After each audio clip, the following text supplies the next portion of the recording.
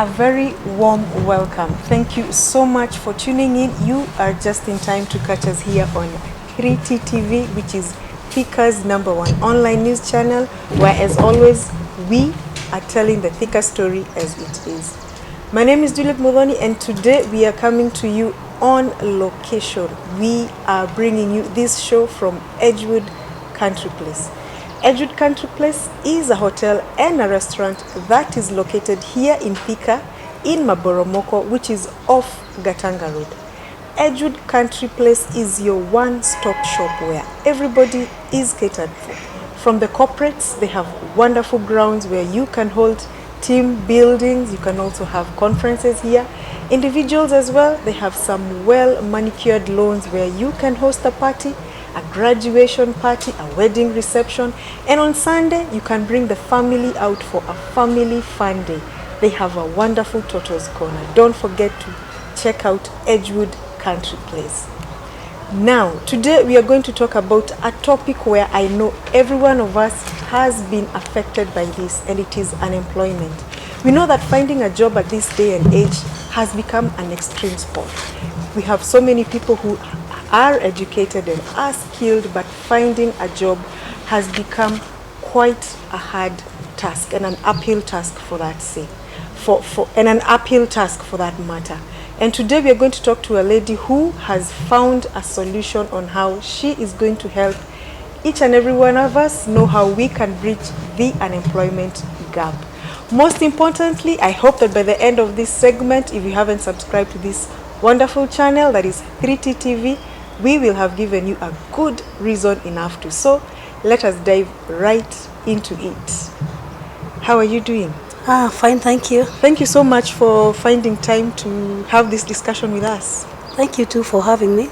Now, before we get to talking about unemployment and what you're doing to bridge the gap, let us know who you are. Well, my name is Elizabeth Wanjiro Chege Matere. I was born in this town of Thika. I've grown up here. I went to Thika Primary School, secondary, next Gadu High School.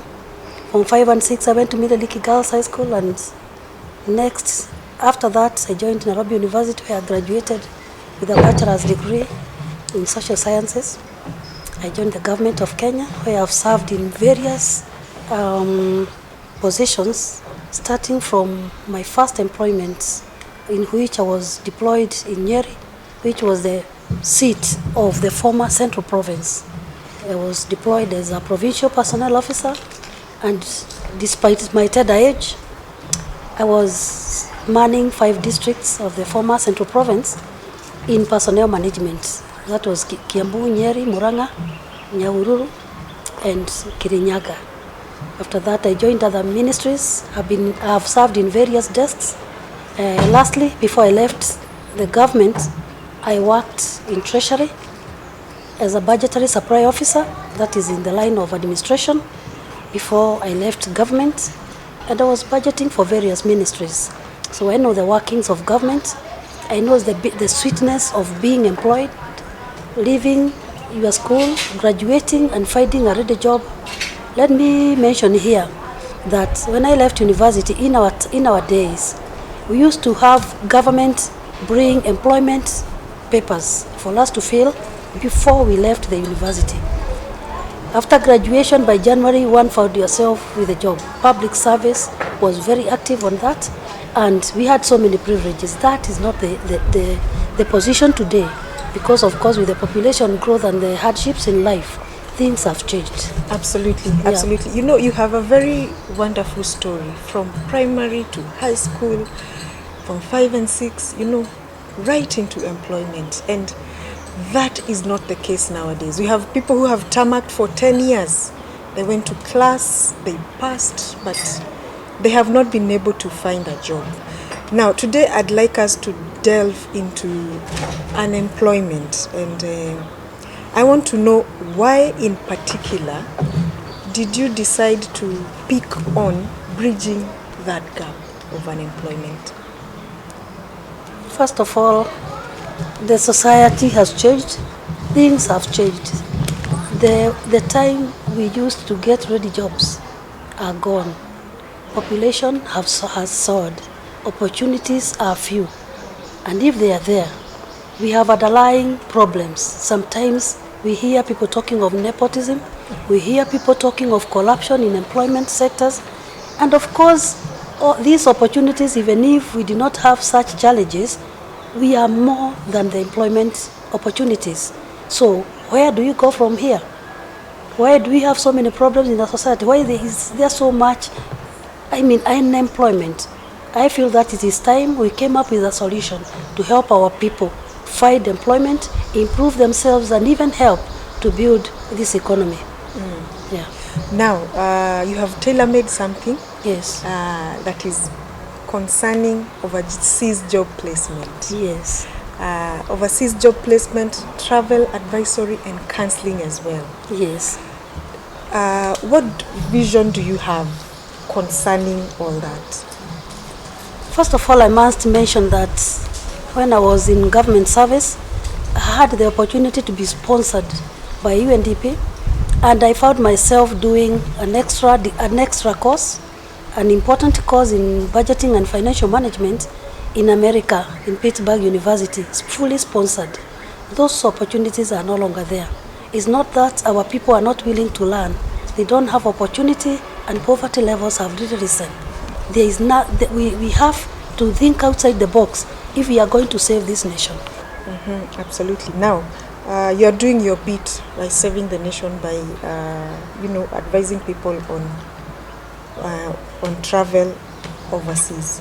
We have seen more often than not, when we talk about job placement overseas, we mostly talk about the Gulf. Yes. What is your take on that?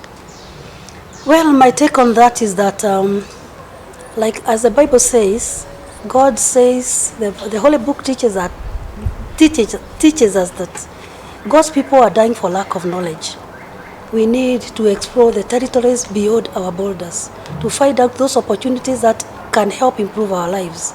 And because I'm a retiree of the government, I am a business person. My children are grown up. I feel that I still have energy, I have the will, and I have the interest and the love to help our people, to uplift the welfare of particularly the youth, because the joblessness rate is just rising and rising. And maybe unless something happens, even the government is unable to tackle that particular problem. So I therefore decided to come out with something, and I registered a company called Surebet Overseas Travel and Placement Advisory Center to offer a solution to the external job market. You have mentioned the Gulf. Yes. Gulf is not the only avenue to which our people can get employment. There are other areas. Have we explored them? And if we have we taken advantage? Have we maximized on those opportunities out there? That's why I'm here. I have traveled, I'm educated. I think I can give back to the society what I was given when those opportunities were available in my country. Yeah. In your own view, why do you think everybody is aligned to going to the Gulf? Gulf is part of the globe. It's a good place. I have not been there. I have traveled widely, many countries, but I think Gulf is offering a fast solution to our unemployment. And when something is too easy to get, it comes sometimes with its own challenges. And that's why I want to advise our people on on travel. I want to counsel our people because some of them have sunk into depression. Our youth have adopted drug addiction. The society and even the family unit has broken down. It is time to salvage what is left before it is too late. It is our duty, and I feel it is part of my duty to help in achieving that goal of improving our society and also improving the lives of the generation that is desperate today. Yeah. Awesome. When we were having this conversation earlier, you mentioned that everyone is employable. Yeah. But we see the retirement age is now 65 here in Kenya. Yes. Now, who are you targeting in these services, the travel advisory services that you're offering? Thank you very much. That's a very important question. First of all, you don't retire in this world as long as you are healthy, you are breathing, you have the will, and you have something to do. Sure. People retire, and particularly for those who are in formal employment, they retire, maybe go back to their rural areas. They are not used to that lifestyle. It's a place they left many years, and they just die out. Why? Because they are perceived as useless. They have retired. They have outdone themselves. They have exhausted their energy, and that is not that is not right. It is not the truth. First of all, retirement age being pegged at 55, between 55 and 65 in Kenya. If you go to the Western world, that is the most productive age. In fact, even within our country, some of the sectors like judges are retiring at 70 or 75. So why should the others go at 65? In fact, at the prime of their, do you expect them to go and start farming? They left that lifestyle a long time ago. There are people who are engaged in those farms and the rest of it. Where do they go? They just sink into depression and they die before their time. And that is why we need to arrest this issue and take advantage of any opportunity that we can find outside our borders. Just that. It's very simple. Yes, and by so doing, we are also going to improve our economy, because those people who are out there, what do? They work, but they remember, right or left, home is best. So they set back whatever they earn. Whatever their savings, they are setting back to develop this country. So why can't we widen that bracket of those people who are even helping to grow the economy of this country? I have the knowledge. I've been in government. I know what I'm talking about, particularly having been a member of the budgetary team, the national budgetary team. I know where the gaps are. I know what we need to do. Outside the norm, outside government, we can also have a budget which is silent. It is not. We don't have to wait for government to develop every sector of our economy. Sure. When you go out there, for instance, just an example, if you go out there and you get good employment, you are coming to develop maybe your rural home, and when you install electricity, even your neighbor is benefiting, isn't it? So that is what I call development outside the norm of the government. Yeah. Now, allow me to go back to the people that you are targeting in your services. Are they skilled? Are they unskilled? Do you have an age bracket? As I said earlier, everybody is employable, because even when you retire, even our grandmothers at home, they are still milking their cows. They go to the field. Are those not employable? They are self-employed. So everybody who is healthy, who has the will, who has the opportunity and the time, they are all employable. In this case, I want to counsel everybody who has the strength and the will and the capacity to work, to make a difference. That one who is being called a retiree could be a professor in another country. Because, by the way, Kenya, we are we are way above most African countries. So we are perceived as the England of maybe Africa. You remember where we are coming from. I am born in this town which used to be the Birmingham of Africa. Jobs were readily available. When we were in secondary schools, every holiday we were employed. There were so many companies that were readily available to offer students holiday jobs. I can mention a few. We used to have Leyland company which used to assemble vehicles. We had Kenya Canas, the Carre Del Monte. We had Metalbox. We had United Textile Industries. We had KTM, Kenya Titex Mills, all those. And for instance, like most of those textile industries, they died out because things changed and maybe the cotton industry died out. If it has died out before the government does something to it, why can't we look externally? Why can't we just think outside the box, help our people, so that these issues we are facing of depression, drug addiction, loneliness, society and family breakups can be arrested? That is what I'm driving at. Yes. So even if I have, after class 8, I cleared class 8, I probably don't have any other skill, I can still come to you for guidance on how I can get a job overseas. That's what you're saying? Yes, because you may have gone up to study 7 or even not having started school. For instance, people talk of English as the medium of communication for most jobs. But when Chinese come, for instance, to invest in our country, what happens? They get local interpreters, isn't it? Who says that it's only through English or German or anything that you can get employment? How about those people who are deaf, and even dumb, even blind? Don't they engage in productive engagement? We just see, we have to see beyond our noses. We have to think, that person who does not hear, that person who does not see, are they just desperately lying in bed, or they are developing this country in their own way? So everybody, according to me, regardless of education, is employable. You don't need education to give birth as a woman, to nurture your children, to nurture your family, and even to invest. Just need common sense, the natural knowledge that God created you with. Yes. Awesome. Now, travel overseas requires a lot of things. Yes, it does. What are some of those things? First of all, every human being is the property of God and his or her government. In order to travel outside, you have to be documented by our government. We have identity cards, we have passports, and we have got other regulations so that your government can know that my citizen, this person or this person has left, and you'll be coming back. Should anything happen to you on the other side, the government will be responsible. But should you live like a hermit or a pirate, or maybe you are, how do we call it? You are hijacked or something like that, and then you cry when you're out somewhere. How does the government come in and they don't even know that you are not even within our boundaries? So we need to follow procedure. We need to have the right documents. We need to gather information from now. If you are coming from a known area like ours to an unknown, we have to have the information, because information is power. And to be very careful, because us, for instance, in Black Africa, we are not favorites of some countries I'm not going to mention here. We are perceived as blacks. Those countries where you think you want to be employed, or you are seeking employment, or you have found employment, they need to know that you don't have a criminal record.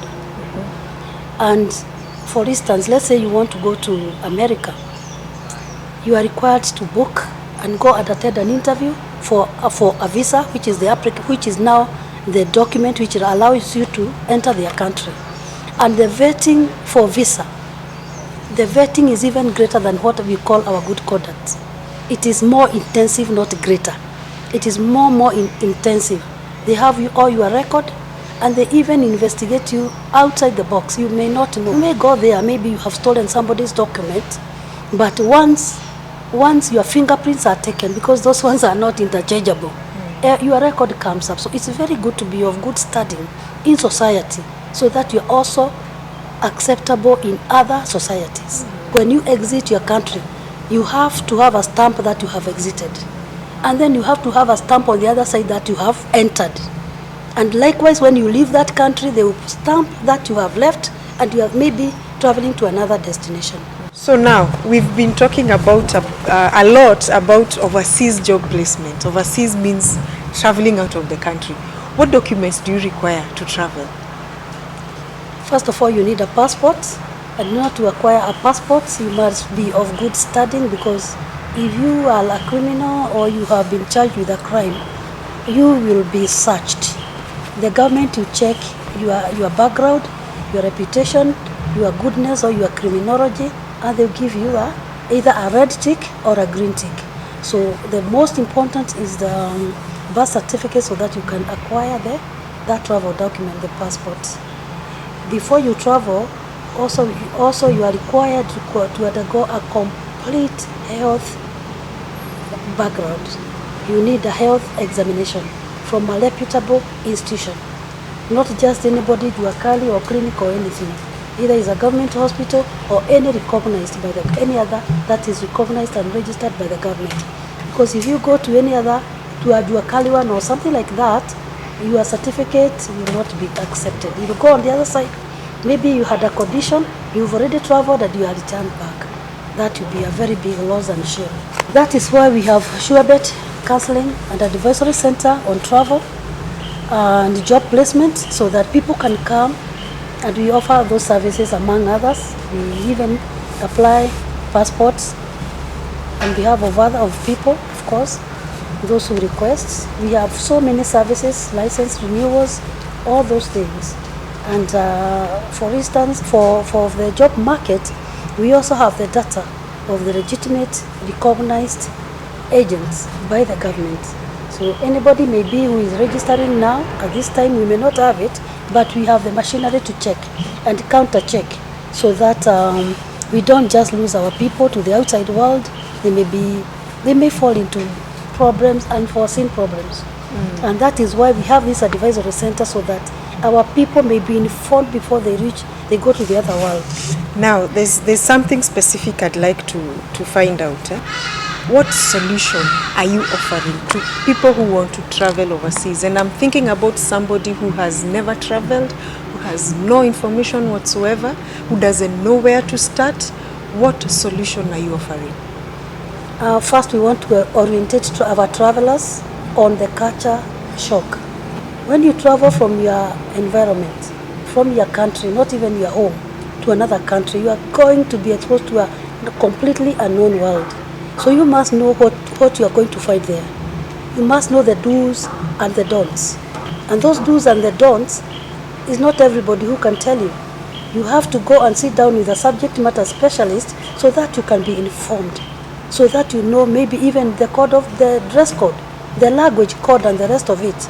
If maybe you are not, you need nurturing, you need language change or something like attitude change, because we may have people who are naughty, some people who will answer back, even their employers. Those are the things we are tackling.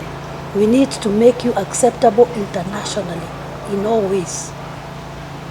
To train you, to vet you in advance, so that when you go there, you'll be acceptable and you'll be our blood ambassador out there. First of all, we offer counseling. Through counseling, we study the person, you see whether they need to be improved. Then the lifestyle overseas is not the same as internally here in Kenya. So you need to know how people behave, their lifestyles, and such. And particularly if you are going to work, that exposure, we have the knowledge. It is you can get information anywhere you want, because if you seek information, you will find. But if you just go blindly, maybe you may meet with a lot of difficulties. And this is why we are training you. This is why we are receiving you. We are preparing you to be acceptable wherever you go. You need to be able to adapt to even those climates. For instance, we know that those countries in Europe, even in America, they experience extreme temperatures and seasons. I have a case of a young man who traveled. He went to America. He was going for a ready job. It was winter, and he was not prepared as to what to wear, how to keep himself warm, and he ended up in hospital with gangrene. It's called gangrene, because nobody told him, you are going out, but this is not Africa. This is America. This is winter. Then you see sometimes you see like the tourists who come to visit our country. You see them walking naked. They are not just walking naked. You know them, they are used to those extreme temperatures. They come here and find sunny places. To them, this is summer to them. So they need to expose their body, they need to sun out. And you don't have to go and adopt something which is not African. Some of the things you may be adopting, those foreign cultures, those foreign behaviors, even their dress code, you will be perceived to be naked. Just be decent. And those are the preparations we want to give people. And whoever wants to travel, we are offering the services of flight bookings and the rest of it. But currently ours is an advisory and counseling center. We just want to counsel our people, we want to prepare our people, because we believe and we have identified that gap, that our people are traveling, they don't know anything, they even have language barriers. When you come and we vet you and we talk to you, we shall know maybe the level of your English. But we might even discover that you need a tutor in English. You need a tutor in this other language. You are going to Germany. Can you even ask for a cup of tea? Or you are going to talk with sign languages. Those are the things we want to prepare our people for, so that they don't get a shock and they find themselves in unsuitable circumstances. Even some have been jailed because they have done things without knowing, and they have been perceived as criminals. We need our people to be prepared to tackle the world out there. Those countries in Europe, America, wherever, Australia, there is loneliness. Anybody traveling alone without maybe having somebody to meet them is likely to suffer loneliness. And I have been advising, even outside my office, young people, if you have affairs, if you have a wife, if you have a child, just go alone. Don't go alone. Like now, currently people are applying for green card. You may think that if you are a man, you are going to apply, and then thereafter, when you go to the other side, you'll include your family. That does not happen. That is the kind of information you need. Travel and know that is a lonely world, but focus on your purpose. I've gone there to make money. I know it is not my home. I'll just harvest the good of it and come back to my people and retire on this side where I am known, where the environment is good, and with my people. Out there, so many people have lost their minds. They are lonely. In fact, most of the people who are going to those countries, they are going to fill the gap that was created by COVID effect. The jobs are there. It's just that the people are not there. But those who are traveling, some of them don't have the knowledge. They have not been nurtured. They have not been prepared. And they find themselves now encountering a lot of hardships. So we would like our people to know also the bad side of the other side, the good side of the other side. That will make them have or make an informed decision whether to go or not to go. But if your purpose is to go, work, make money, come and invest back home, come and retire back home, you are the person you are looking for. Because right or left, as I said, home is best. That is it's very good news to hear, because we have seen very many people who are suffering overseas, and I believe it is because of lack of information. There's nobody out there that is giving out information like it should be. Now, there's somebody who is watching and they'd like to get your services. Where can they get you? We have our counseling center. It is in Thika Arcade. Thika Arcade is one of the landmarks of Thika town, just opposite the RAD registry or DC quarters. And we have a number. You can reach us on 01130991997. Let me repeat it again. 01130991997. Awesome. You can talk to the secretary. She's there to receive your call. I am also present. We have an assistant director, and he's here with me, and I want to introduce him, because in most cases you will find him or you find me. All right. My name is George Kiharan Njoroge. I'm a director at SureBet, and like we have heard, we are providing a solution for people who want to travel overseas, majorly for job reasons. We are providing advisory and counseling so that they are well prepared for those jobs. We are also creating awareness by telling our people that it is not only the Gulf where we have jobs. We have other places, and that is information is with us. Come to us. We are able to tell you where these places are, and we are also able to prepare you to get those jobs. So all of us are welcome to come to our offices, Thika Arcade, first floor, and we are going to be able to work with you towards attaining your vision towards getting employment overseas. Welcome. Thank you. Thank you for clarifying that it's not only the Gulf where we find jobs. So thank you so much for having this conversation. We will definitely carry this on some other time. Yes. Sure. Yeah. Sure, we are ready, we are willing, and we are awaiting the next session. Awesome. Yes. Ladies and gentlemen, thank you so much for tuning in. If you are seeking employment, we have a solution for you. Be sure to check out SureBet. I have been your host, Juliet Mudhoni. Until next time, take care.